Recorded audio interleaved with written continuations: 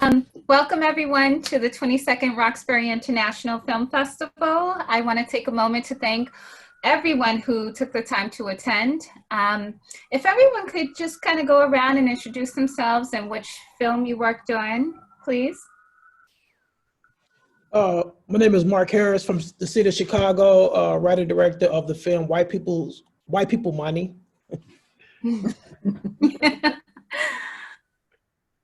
I'm Carltaise Ransom, and I'm the writer and the director, along with my co-director here, who will introduce himself, of The Eternal Extra. And my name is Titus Burrell. I'm the director of photography for The Eternal Extra, and also co-director. Excellent. I am Jenicia Garcia out of Las Vegas, originally from New York, and I play Marina Donna in 1555 Filmworks, White People Money. Okay. That film was hilarious. Thank you.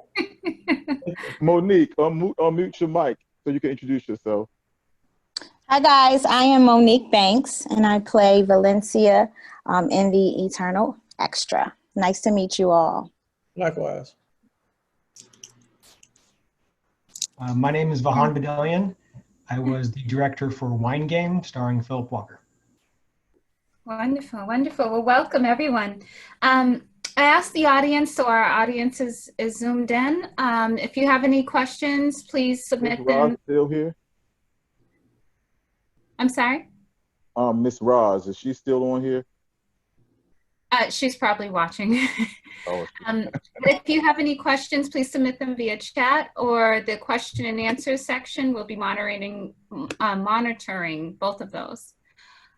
So the first question that we came in, could you, this is an open-ended question, anyone can answer, but we'd love to know what drew you specifically to this project, like to the project that you worked on? What was it that appealed to you the most?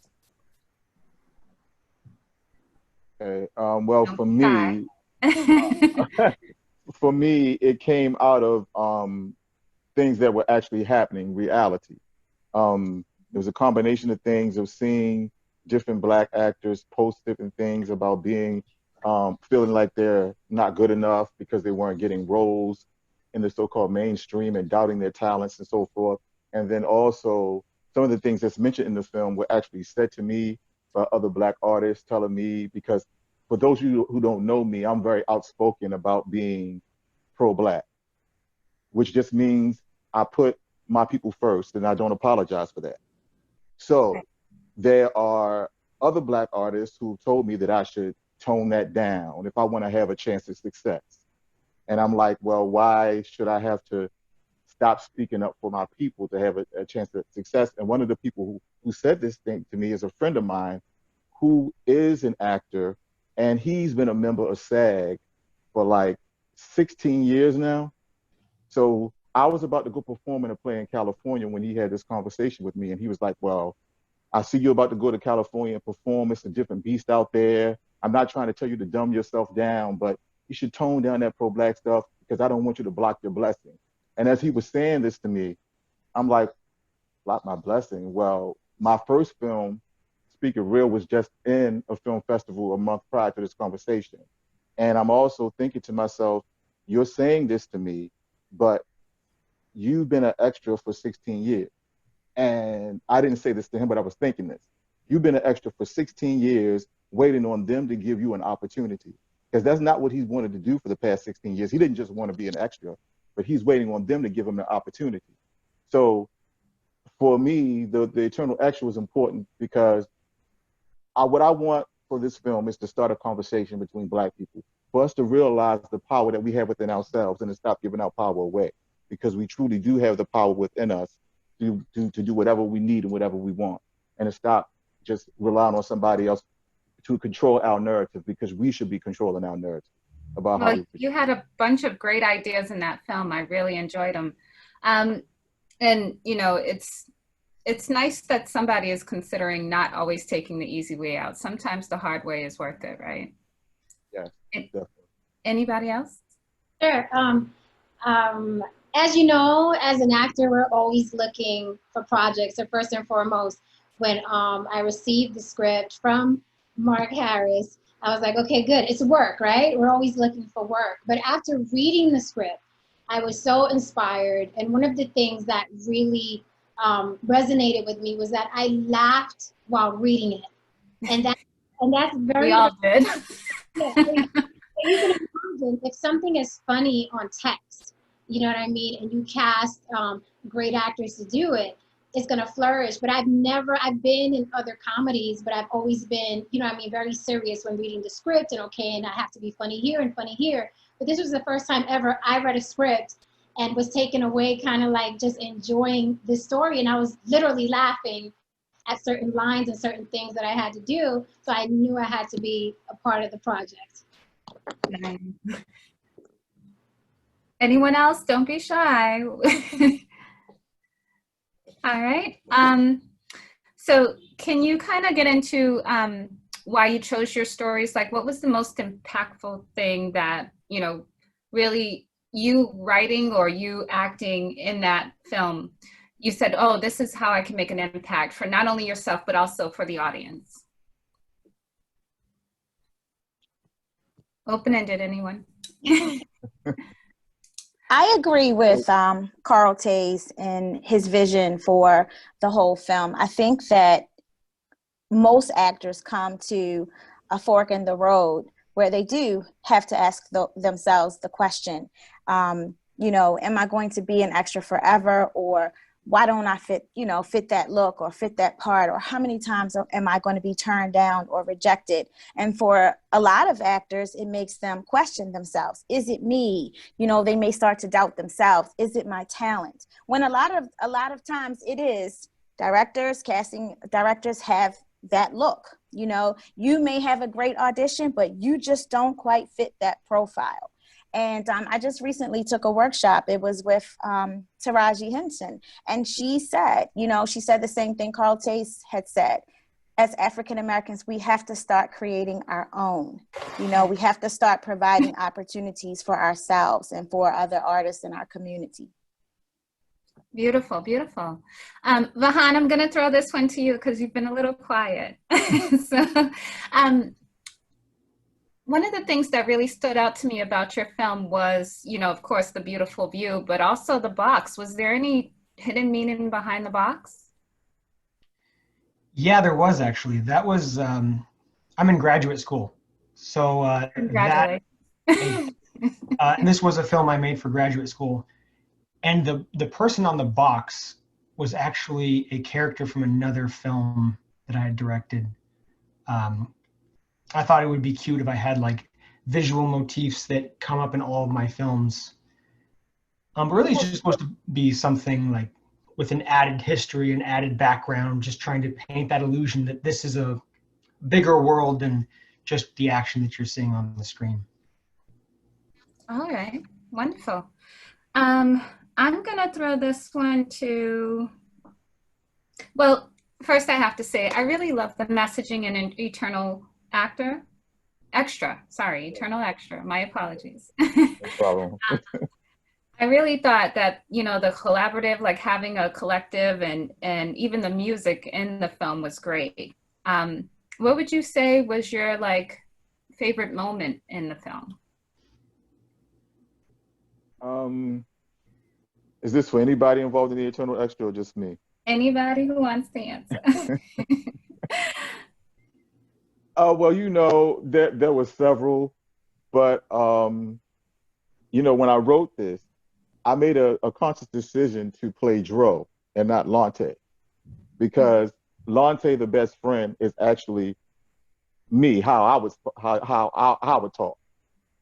Dro is the total opposite for me, the one who's beaten down and worried about being seen by the so-called mainstream or whatever.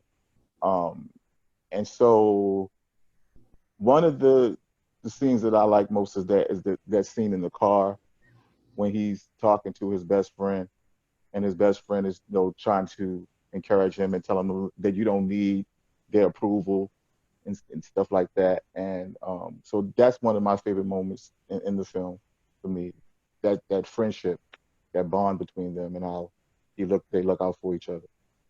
Definitely, definitely. I'm going to switch things over now to White People Money. So the name alone attracts you to that because you're like, really? So I have to ask, I have a number of questions for you. One of the questions that came in was, what projects do you have coming out, and what else are you working on after like White People Money was released? Are there more things down the pipeline?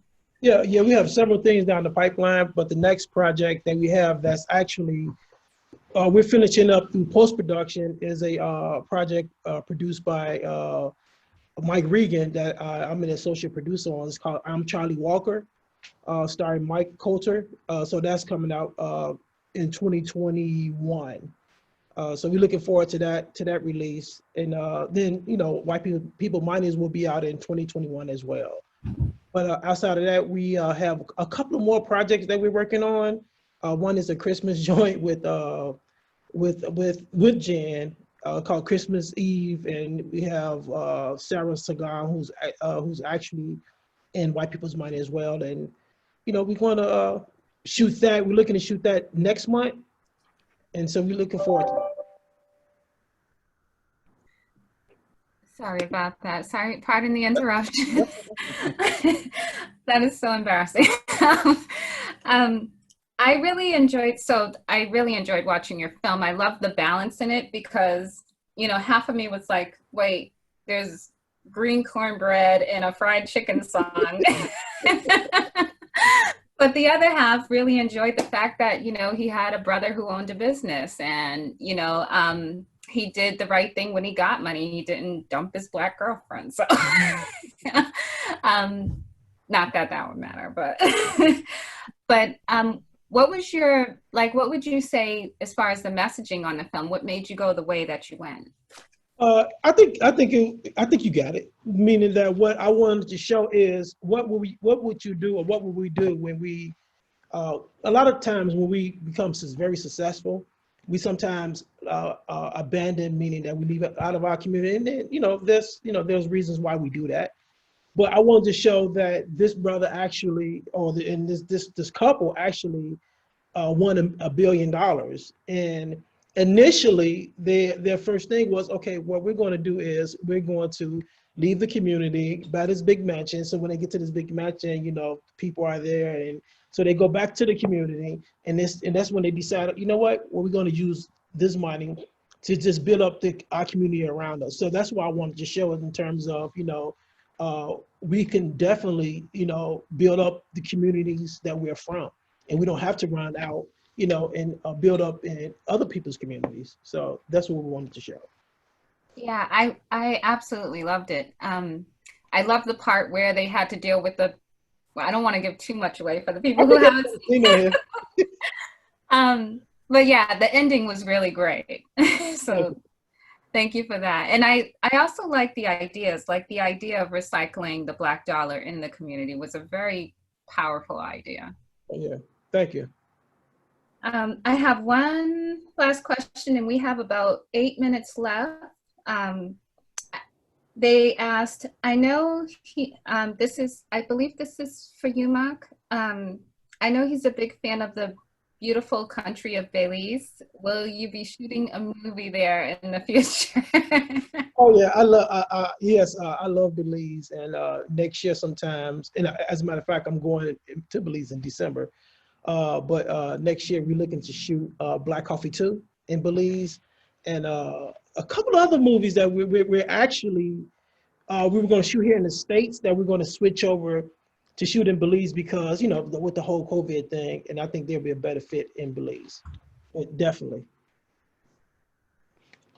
Wonderful, wonderful. Any other plans? This is an open-ended question, so anyone can answer. Any future plans, any films coming up that you can kind of, share with us? Well, first I want to say one of my closest friends is from Belize, but I've been working on another project called We Brothers, and that's spelled, the Brothers is spelled Bruvahz, intentionally. But anyway, it's about a group of black men who are friends that come from different backgrounds, who don't allow their differences to keep them separated. Like three other black men are same gender loving. Two of them are heterosexual and one is bisexual, but they have a strong brotherhood between them, and they all look out for their community as far as looking out for the black community, and they don't let petty things like, you know, their sexual orientation stand in the way of that. I don't want to go into too much. That it's wonderful when people put inside the films communities that actually exist, right? So that's a real community that actually exists. You know, I have plenty of friends that, you know, are all over the spectrum, and all of them care about their community. So it's wonderful to see that in a film where, you know, we're not just caring about a person's sexual orientation. Who do you sleep with? Okay, you can come over and have lunch with us. Like, no. You know, what do you do in the community? Do you recycle your dollars? And okay, then cool. So I have to ask, just because I'm sorry, what did you say? Hi, I was just going to interject for a moment. My name is Rosalyn Gaines, and I served as the production manager on Eternal Extra. Very proud of being a part of that film and its creativity and its message to take risks, believe in yourself, push yourself out there, and do what you know you are equipped to do. But I also wanted to share a project that is going to be coming forward called Black Oaks. And Black Oaks is about 3 wealthy African-American families in pursuit of power, greed, forbidden love, and sustainability. Because it is set in Maryland, Baltimore has always gotten a really bad rap for, you know, a crime-ridden city, drug-ridden city, what have you. But what I want to do is bring a side that hasn't been promoted a lot, and that is there are a lot of African-American families living very well in the state of Maryland. And I'm exploring in that project this whole piece about money solves everything. Well, in fact, money can create more problems because you want to hold on to it. And given this world that we're living in now where things vanish very quickly, this is a very relative story about being able to scramble around to stay on the top. And the story is coming up in a powerful way. I mean, you've got families who are doing all of those things that make great for good drama. So be looking for that, called Black Oaks. And I'm in that. And so is Monique. Thank you. Sounds good. It looks like we have a few questions, so I'm going to go ahead. Phillip, you're muted. Phil, can you unmute yourself and introduce yourself to everyone? Thank you. Hi, I'm Phillip E. Walker. I played Ro in WineGame, and I wanted to let people know that Vahan just had us do the first table reading or Zoom rehearsal. I'm not sure what it is that we did for his next work. I don't know what the title of it is yet, but it is the story of, or the question of, what happens when the automatic driving car commits homicide? Oh gosh, I can't wait. Tell them about it, Vahan. Well, it starts with, you know, I always try to make all my films start with like simple, relatable things. Like this, you know, WineGame was about just struggle. This movie, it's called Fitz, is about, it starts with the car searching for parking in downtown LA. And for anyone who's ever had to do that before, you can understand how frustrating that can be. But it leads to, you know, questions about autonomy and self-preservation when, you know, someone tries to steal the car and it kind of goes haywire. And it's, at the end of the day, it's also about a relationship between the car's owner and the car. because, you know, like myself, I always tend to name my cars, and I have, you know, too. yeah, a lot of people love their cars, and I don't know. I think it's going to get weird once cars start talking back. And the film's kind of about that. It sounds quite fascinating. Andrea Lyman has a question. Thank you for all your wonderful films. If you had all the resources at your fingertips, is there a film you dream of creating? Looks like it's open-ended to anyone. Black Lives Matter, the ultimate movie. Oh, I like it already. Anyone else? That's a very interesting question. Go ahead. I would do an all Black and Latin superhero movie, like a Marvel or a DC, but just Black and Latin actors all the way across. I like it. Anyone else? Titus, you quiet. I am, man, but you've said everything about the film, so I don't want to Well, you can talk. repeat myself. Well, you can talk about something that you're doing as well. You know. I mean, okay. Well, right now, what I'm doing is I'm working on a documentary. Me and my wife are working on a documentary that is going to be covering Black marriages, not Black marriages, people who are married but also in business together, and how do you master that dynamic? How do you master staying together and not bringing work home? And, you know, ultimately keeping those two things separate, but also, you know, keeping your marriage healthy as well as keeping your business healthy. So that's something I'm working on right now. I don't want to give the name away to it, but we will have that out May of 2021. Ooh, sounds good. Sounds good. Definitely. Yeah. And I'll be end of the year, because I know someone, I think Meichelle asked, what is everybody doing next? So I'll be filming a Christmas movie with a twist, written and directed by Mark Harris. I'll be doing that at the end of this year.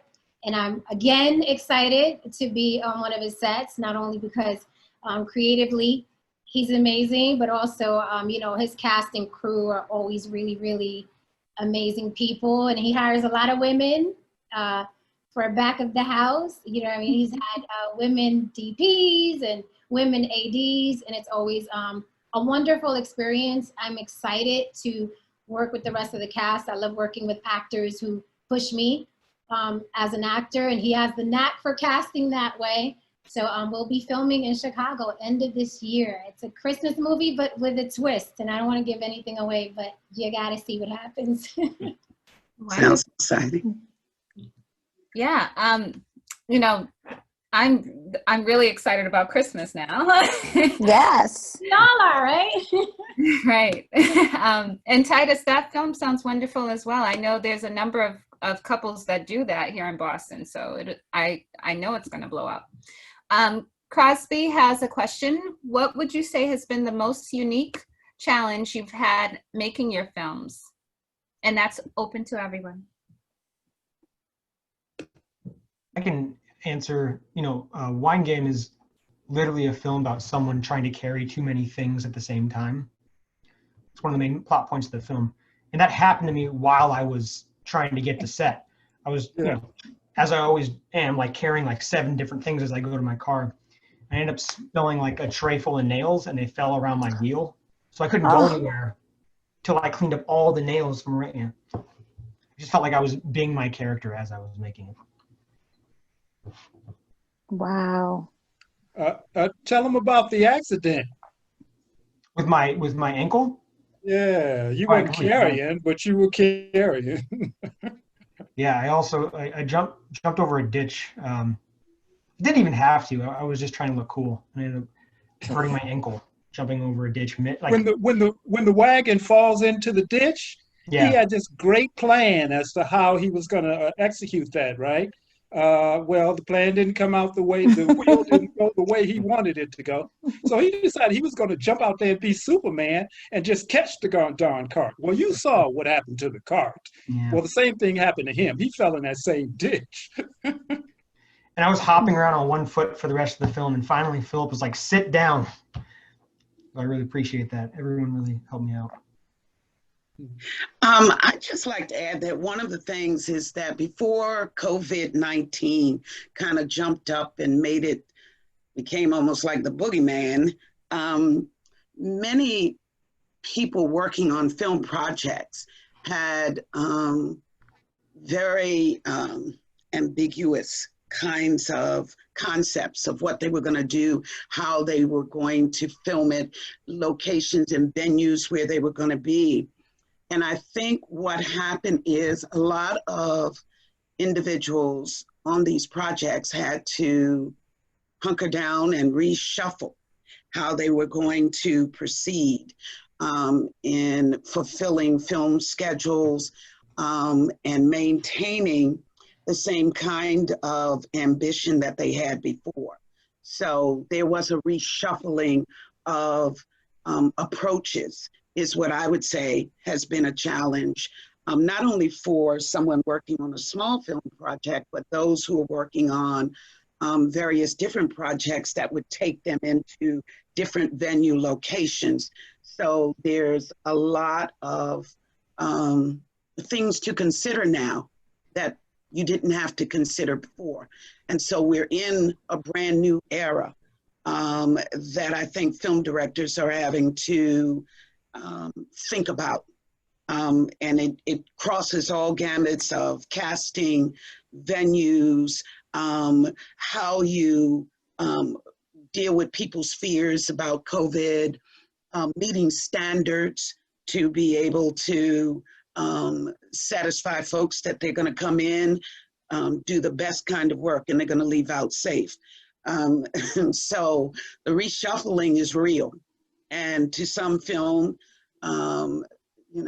makers, it has been a challenge, a struggle, and some it has kicked in a phenomenal creative drive, meaning they're learning how to navigate around all of this. Yeah, right. And that is the amazing thing, because as filmmakers, you learn from each other. You see new plans, new visions from people all the time. And when you see that they can cross, that whole process of coming to a pause, you say to yourself, I can do it too. I just gotta approach it differently. That's right. That's right. That's good. Yeah, I Yeah, definitely agree. Thank you so much for that. First off, hats off to all of you just for, being with us still during COVID. I know it wasn't easy, but I am amazed and inspired by what you've been able to accomplish. So thank you for that. If there are no more questions and answers, does anyone have anything they would like to end on? Any shout outs they want to make, or any last? I'm just very grateful for the work that RoxFilm has done to put this together. It looks easy, but this ain't easy at all. And they were working in something that they really didn't know anything about, because they weren't doing any online festivaling. And so for them to put it together in such a classy way, we've been blessed with WineGame, and that it has a lot of screenings, 500 screenings around the world, right? And so we have a lot of these online screenings that were supposed to be live, but now they're online. And I can tell you that, Rox, I can tell you that the quality of what you're doing is top notch. I'm talking about just how you've put it together. It's top notch. And we thank you for not just throwing our films up there and just letting us bring our friends and send you money. That you've actually done an attempt to curate like you do with your live work. And I just want to say thank you, because I know it's not easy. I will definitely make sure I pass that message on to Lisa and Allison, and they've got a great team. I just sit here and make it look pretty, that's all. That's a part of it.